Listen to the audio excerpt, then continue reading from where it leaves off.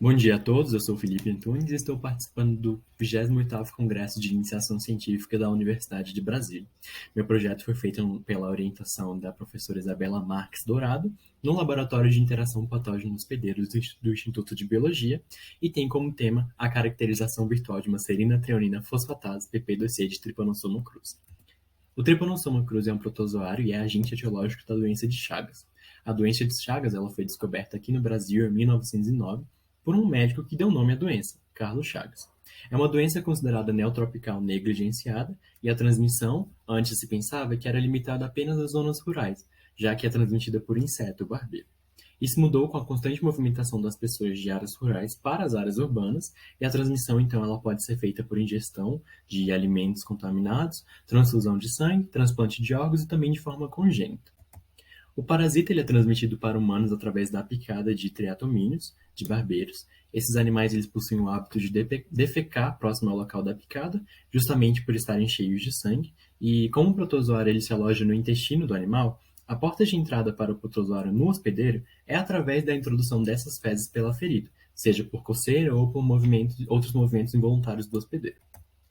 O Trypanosoma cruzi possui um ciclo de vida bastante complexo. Ele possui formas de vida, geralmente, de modo geral, podem ser formas replicativas ou infectivas.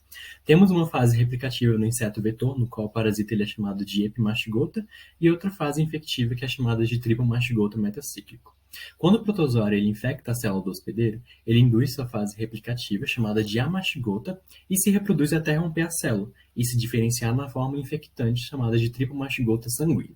Esse processo de diferenciação ele é chamado de amastigogênese, e estudos anteriores do grupo indicaram que proteínas fosfatases desempenham um papel importante na continuação do ciclo, fazendo dessas proteínas possíveis alvos terapêuticos. O objeto de estudo desse trabalho é uma proteína fosfatase PP2C. Essas proteínas elas são responsáveis por retirar um grupo fosfato de outras proteínas. No caso da proteína-alvo, ela retira um grupo fosfato de resíduos ou de serina ou de treonina.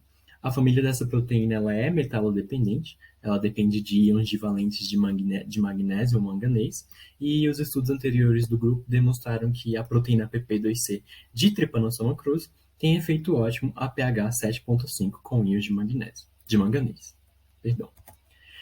Como metodologia, foi analisada a sequência de aminoácidos da proteína. Essa sequência ela foi retirada do NCBI e feitas predições em sílico a fim de descobrir modificações pós-traducionais, se havia presença de peptídeo sinal e também presença de domínios da TCPP2C, utilizando softwares e sites como Ecstasy e MBA. Tivemos como resultado o domínio característico da família ppm de fosfatases, que são metalodependentes, e não houve predição de peptídeo sinal, e a única mudança pós-traducional predita foram 2 sítios de N-glicolização. Para a predição de uma estrutura tridimensional da proteína, já que ela não foi cristalizada e sua estrutura ela não é inteiramente conhecida, foram utilizados diversos softwares com diversas abordagens, como Swiss Model, iTester, TS Rosetta e o AlphaFold. Os resultados de predição eles foram passados por um software chamado MoleProbit e analisados por diversos parâmetros para identificar a confiabilidade na predição dessa estrutura. Para encontrar o sítio catalítico no qual o íon metálico faz a catálise da ligação, foi feito um alinhamento no Pymol com uma proteína fosfatase alfa de Homo sapiens.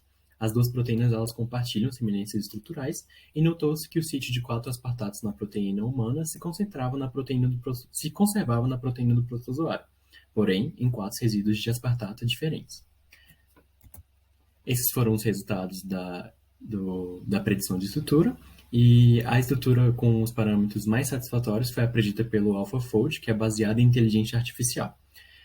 Essa daqui é a estrutura predita junto do alinhamento com a proteína da alfa humana e também com os íons de manganês ligados. O próximo passo do trabalho era a realização de um docking molecular, e para a realização desse docking foram selecionados 6 ligantes não seletivos, que foram preparados no software Avogadro para adição de hidrogênios e também correções de sua estrutura. Os ligantes eles foram docados no software Doctor e nenhum deles tiveram resultados satisfatórios de ligação. Para finalizar, a predição da estrutura da proteína obteve um resultado satisfatório, assim como a predição do seu sítio de ligação.